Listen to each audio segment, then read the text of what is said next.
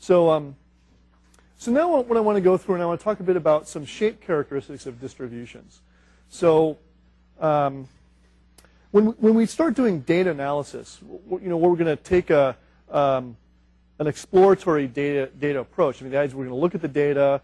We're going to say, what does the distribution of the data look like? And then, the distribution might be bell-shaped. And if the distribution of the data is bell-shaped, then we can say a normal distribution might be appropriate for the data. But if the data isn't bell-shaped, if it, has some other kind of weird shape to it, then the question is, what kind of probability curve is appropriate for something that, is of the shape that we see? Now, it turns out that when we have probability models for random variables, there are certain shape characteristics of the underlying distribution that we can compute. We can compute various numbers. For example, if we're interested in the center of the distribution, we can compute the expected value that tells us, where the distribution is centered. For a standard normal, it's centered at 0. Now, the normal distribution has, some spread about the middle. And so a shape characteristic of a distribution is how spread out is the distribution about the mean. Is it very concentrated towards the middle, or is it very spread out towards the middle? That shape characteristic is captured by the variance and the standard deviation.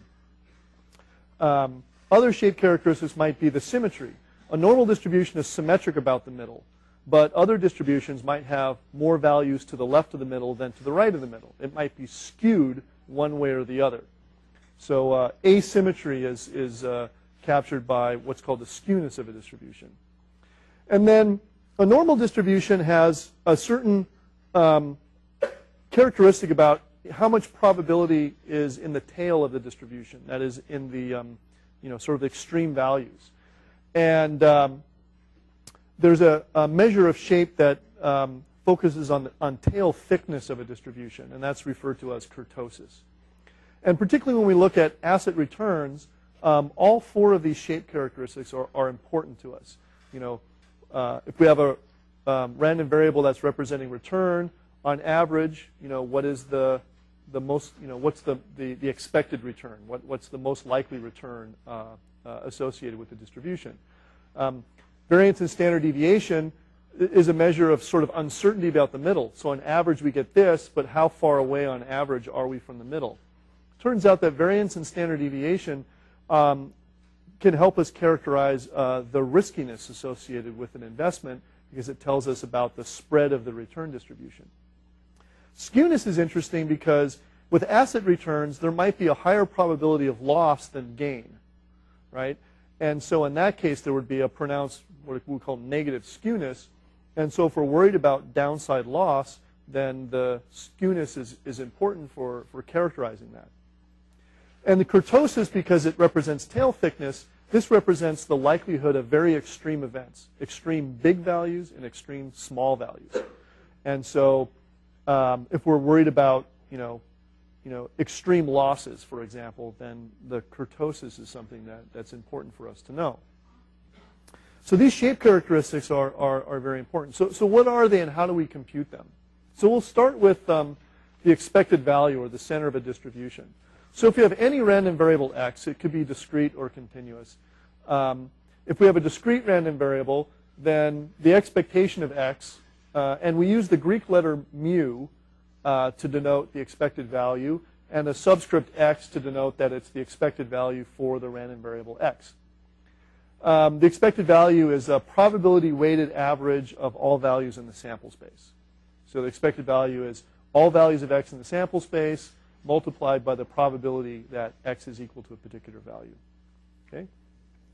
If we have a continuous random variable, the general rule from going from a formula for a discrete random variable to a continuous random variable is you take the summation sign and you turn it into an integral sign. You replace the probability function with the probability curve. So the expectation of x has the same, Greek mu sub x is then the integral of x times f of x dx. And so again, it's sort of like a probability-weighted average of the values of x. And in physics, we would call this the center of mass of a distribution.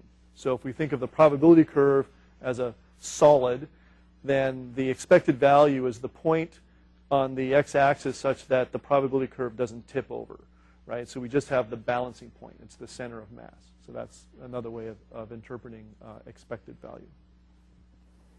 So in our example, so if you go back to this discrete distribution on Microsoft, so if we go back to the PowerPoint presentation, let's see.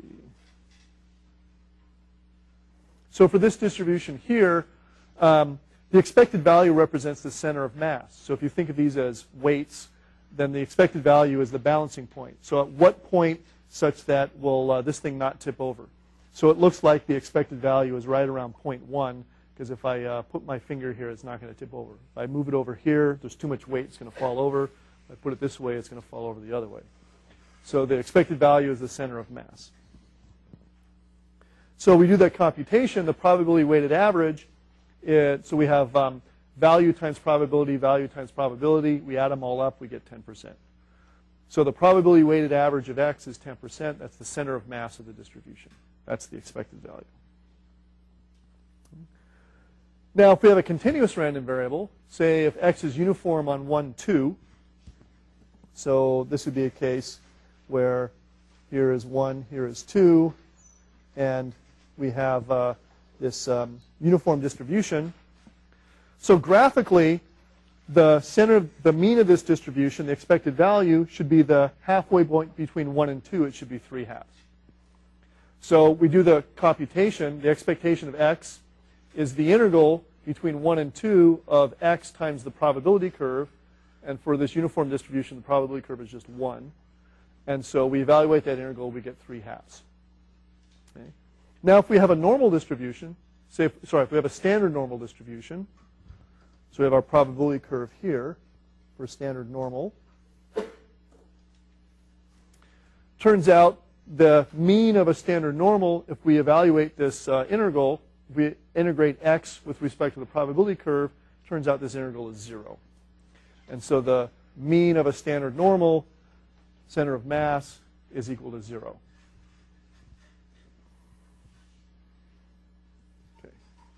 Now, for the other shape characteristics, the standard deviation, the skewness, and the kurtosis, these are based upon expectations of functions of the random variable. Okay? So we need to define what does it mean to compute an expectation of a function. So let g of x be some function of x. So g of x could be x squared, x cubed, the logarithm of x, or something like that. And suppose we want to calculate what is the expectation of g of x. Well, if we have a discrete random variable, we just take the probability weighted average of g of x times the probabilities associated with x. If we have a continuous random variable, then we integrate the function g of x with respect to the probability curve. Okay? So taking the expectation of a function, we just replace x with the function value in the definition of expectation. Okay? So once we have the definition of a expectation of a function, then we can talk about these other shape characteristics. So if we want to calculate standard deviation and variance, well, we'll start with variance.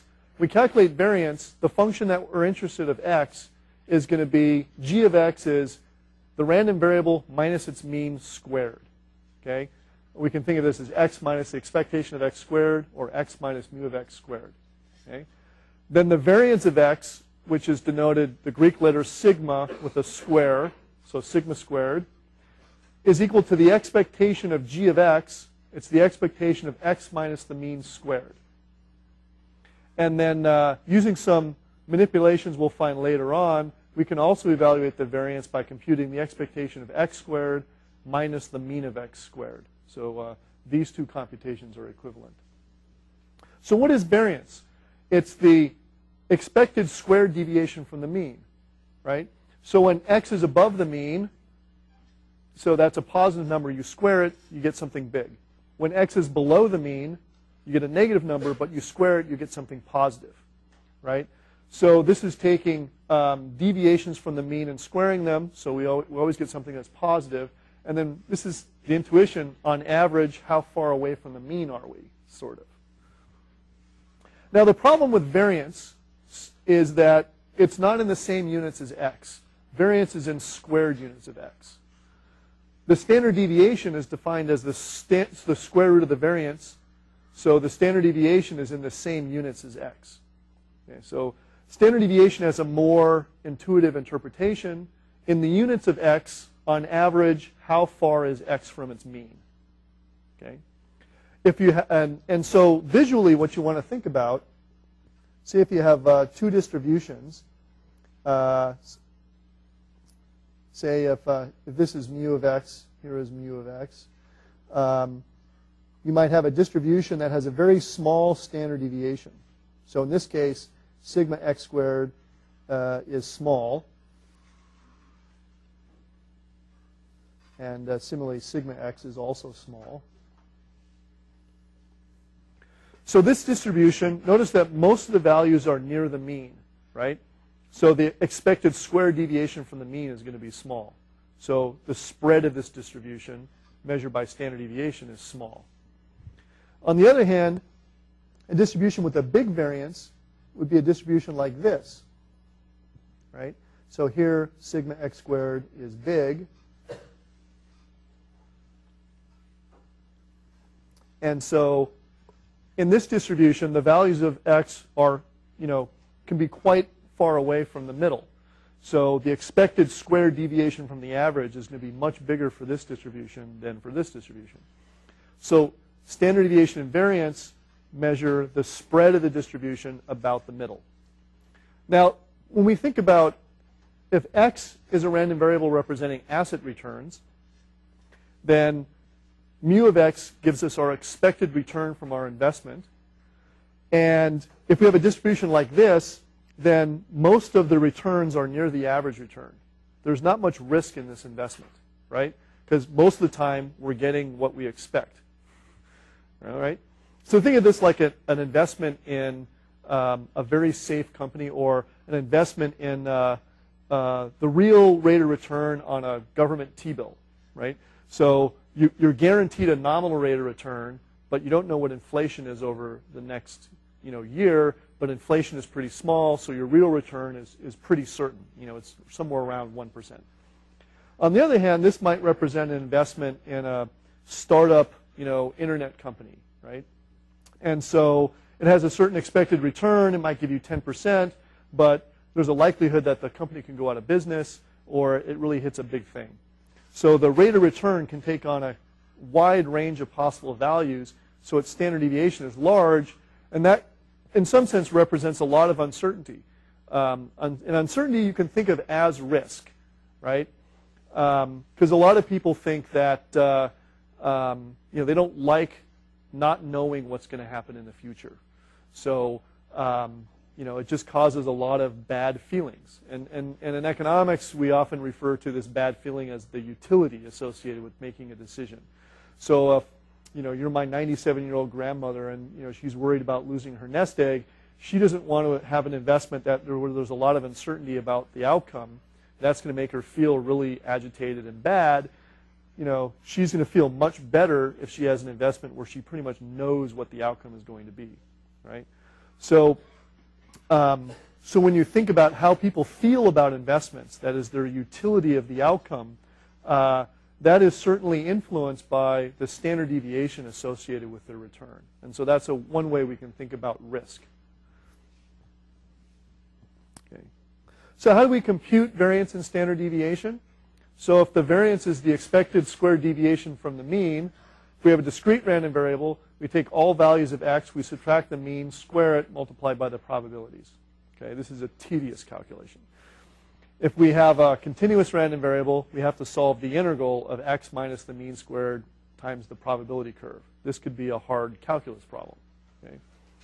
And then once we have the variance, then we can compute the standard deviation as the square root of variance. Now, one thing I want to say about standard deviation is that the interpretation of standard deviation is clear when we have a symmetric bell-shaped distribution. So if you have a distribution that's like a normal distribution, the idea of standard deviation, it's a symmetric measure of risk, right? It's measuring the squared deviation around the average, and you're treating the values below the mean and above the mean the same way, right? So if you're if your probability curve is symmetric, then standard deviation has a clear defined interpretation. If your distribution is not symmetric, then it's not clear how to interpret what standard deviation is. Because when your distribution is not symmetric, the values below the mean and above the mean are not treated the same. So with a bell-shaped graph like this, if this is the mean, then if you look at the mean minus the standard deviation, the mean plus the standard deviation, right, you have kind of a symmetric notion of the spread. And so the standard deviation is the same below and the same above. But if you have a distribution that's not symmetric, say a distribution that looks like this, and so this distribution might have a mean that's here, and so notice that the deviation below the mean is much smaller than the deviation above the mean, right? But the standard deviation is still one number. So when you compute the standard deviation, you might get the mean minus the standard deviation, the mean plus the standard deviation here. But this is kind of misleading because the deviation above the mean in this distribution is larger than below the mean. So when you have a non-symmetric distribution, standard deviation as a measure of spread is not always clear, right? Because it's different above versus different below. And again, that's important to keep in mind when we interpret data. The standard deviation is going to be in the units of rate of return, whereas the variance is going to be in units of squared rates of return, right? And so again, those can be very different. Particularly if returns are like 1%, then 1% squared is a very, very, very tiny number. So you get strange things like when you calculate returns, the variance is this teeny, teeny number because you're squaring a number that's small. And so that can be just misleading. And so standard deviation, because it's in the same units of the data, and particularly when we're working with returns, it's more important to use standard deviation than variance per se. Okay. So a brute force computation, say for our discrete distribution, if we want to calculate variance, right, you have to go through, take all the values of x, square it, multiply by the probabilities. So again, just add all this stuff up, and you get a variance of 0.02. Now again, this is in squared units of x. Take the standard deviation of x, and you get 0.141. Right? And so, and then for this distribution, it's very often when we look at measures of spread, if you have a symmetric distribution, if you look at the mean plus and minus the standard deviation, that gives you a range of likely values of the random variable. So for this discrete distribution, the mean was 10%, the standard deviation is 14%, so mean plus or minus the standard deviation goes from minus 4.1% to 24.1%.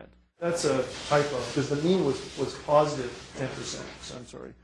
Because when we did the computation before, right, for this data, the mean was 10%. So this shouldn't be minus 0.1. Sorry, this should be plus 1. That's just a typo that ended up into this. So if we look at the data, so here's the mean of 10%. The mean minus the standard deviation was about right here, and the mean plus the standard deviation is about right here. So mean plus or minus the standard deviation gives you sort of the most likely, kind of values that result in the distribution. And again, mean plus or minus the standard deviation makes sense when you have a symmetric distribution. If this distribution was highly asymmetric, then that range would be harder to interpret.